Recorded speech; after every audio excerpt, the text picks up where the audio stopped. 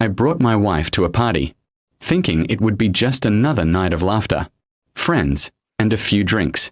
We had been invited by one of my colleagues, and I thought it was a great opportunity to loosen up after a stressful week.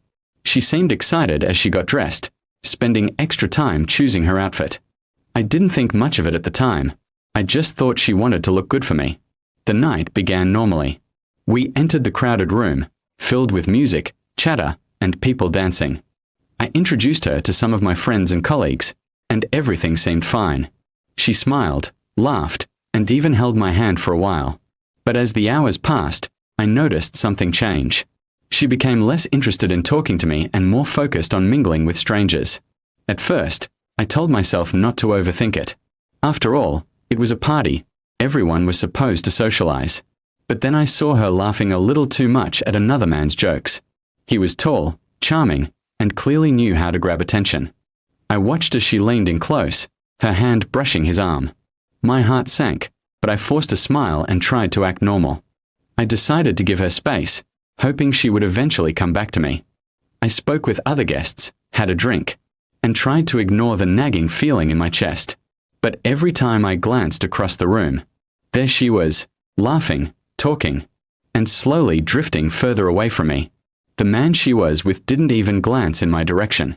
It was as if I didn't exist. As the night went on, she barely spent time by my side. When I asked her to dance, she said she was too tired, yet moments later, I saw her swaying on the dance floor with him. It was like a knife twisting in my chest. I wanted to confront her right there, but I didn't want to cause a scene. When the party began winding down, I expected her to finally return to me so we could head home together. Instead, she whispered something to the man and grabbed her purse. I followed her outside, only to see her walking toward his car. My blood ran cold. She didn't even look back at me. I called out her name, but she pretended not to hear. She slipped into his car as if I was a stranger. My hand shook, and my heart pounded in disbelief. People who had been leaving the party turned to look, some whispering, some avoiding my eyes. Shame and rage washed over me in waves. I stood frozen, unable to process what had just happened. My wife, my partner of years, had left me at a party to go home with another man. No explanations, no excuses, nothing. Just betrayal carved into the night. The sound of his car engine starting felt like a cruel full stop at the end of my marriage. Driving home alone was torture. My mind replayed every detail of the evening. Every laugh, every glance. Every moment I ignored my instincts. I couldn't stop asking myself, was this the first time? Or just the first time I caught her? When I got home, her absence was louder than any argument we had ever had. Her things were still there, but it already felt like she had chosen another life. I sat on the couch, staring at the door, half expecting her to walk in with excuses. She never did. The next morning, she came back as if nothing had happened. Her calmness was chilling. She told me she needed freedom, and that last night made her realize. She wanted something different. She didn't apologize. She didn't even look guilty. She simply admitted it like she had rehearsed it for weeks. I felt my world collapse. Years of love, trust, and loyalty meant nothing to her. I had been blind, convincing myself our marriage was solid when in reality, it was already cracked. All it took was one party to shatter the illusion completely.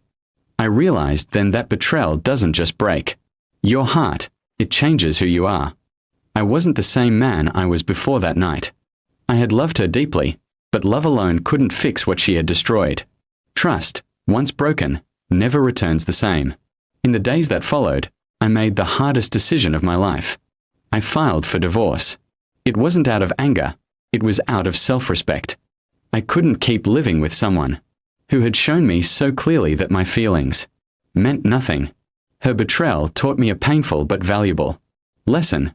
Sometimes the person you trust most is capable of hurting you in the deepest way. And sometimes, the only way to survive that kind of pain is to let them go forever. In the end, I signed the divorce papers with a heavy heart, closing the door on a marriage that had once meant everything to me, but had been destroyed in one night of betrayal. And though the pain still lingers, I know walking away was the only way to protect my dignity and find peace again.